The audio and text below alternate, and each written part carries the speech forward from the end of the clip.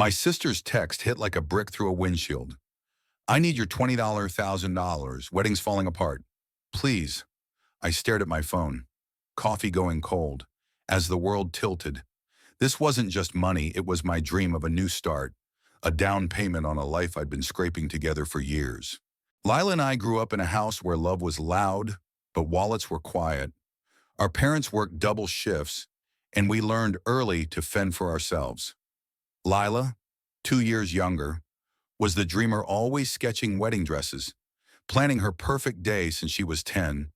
Me, I was the pragmatist, hoarding every penny from my mechanic job for a future that didn't smell like motor oil.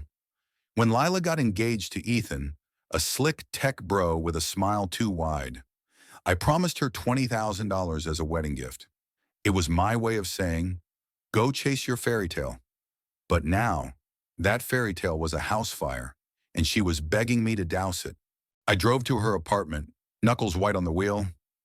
Lila opened the door, her eyes puffy, mascara smudged like war paint. Jake, I'm so sorry, she whispered, pulling me inside. The place was a mess, wedding magazines splayed open, a half-eaten pizza on the counter, and Ethan nowhere in sight.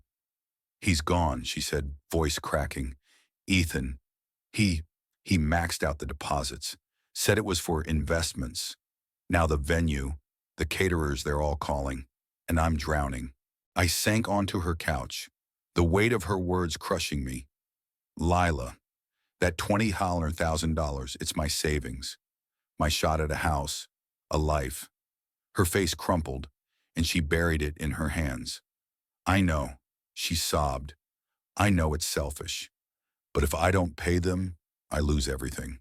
The wedding, my reputation, mom and dad's trust. I wanted to scream, Ethan, that snake, had always rubbed me wrong, too many promises, too few receipts.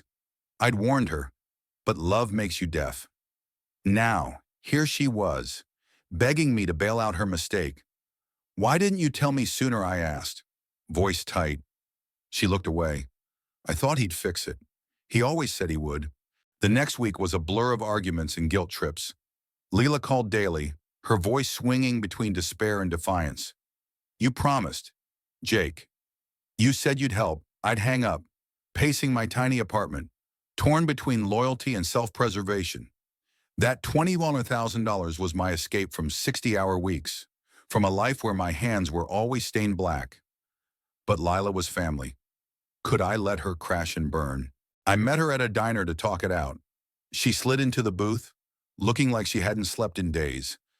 I found out more, she said, voice low. Ethan's been lying for months. Gambling. Bad deals. He's gone. Jake left me with nothing. Her hands trembled as she clutched her coffee. I felt a pang anger at him. Pity for her. What's the total damage, I asked.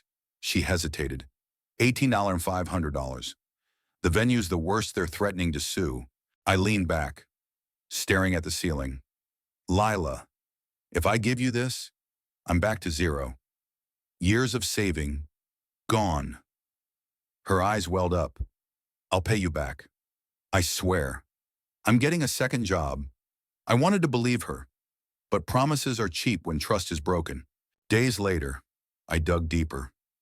A friend in finance helped me track Ethan's shady crypto scams, unpaid loans. The guy was a ghost now, probably sipping cocktails in some non-extradition country. Lila wasn't lying. She was a victim. But so was I, in a way caught between her mess and my future. I called a family meeting. Mom and Dad sat at their old oak table, faces etched with worry. Lila recounted everything, her voice raw. Dad's jaw tightened. Mom reached for her hand. Jake, Dad said, we can't let her lose everything. But we don't have the money.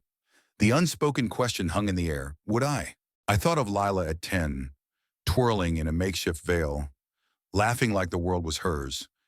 I thought of my own dreams, a small house, a garden, a life where I wasn't always exhausted. I looked at her, broken but fighting, and made my choice. I'll cover it, I said, the words tasting like ash. But Lila, you owe me. Not just money honesty. She nodded, tears streaming. I will. I promise. The transfer hurt more than I expected. Watching my savings vanish felt like losing a piece of myself. Lila hugged me, whispering, "Thank you," over and over. The wedding was canceled, but the debts were paid. She got that second job, started therapy, and slowly rebuilt. I kept working, saving again, one slow dollar at a time. Months later, Lila showed up at my garage with a check $5,000, her first repayment. "It's a start," she said, eyes clear for the first time in ages. I took it, not because I needed the money that day, but because it meant she was trying. We're not back to where we were, but we're talking. Trust rebuilds slowly, like savings. Looking back, I don't know if I did the right thing. I saved her. But at what cost? Family's a tether. Sometimes it holds you up. Sometimes it drags you down. I'd love to hear what you think. Was I right to give her the money? Or should I have let her face the consequences? Share your thoughts below.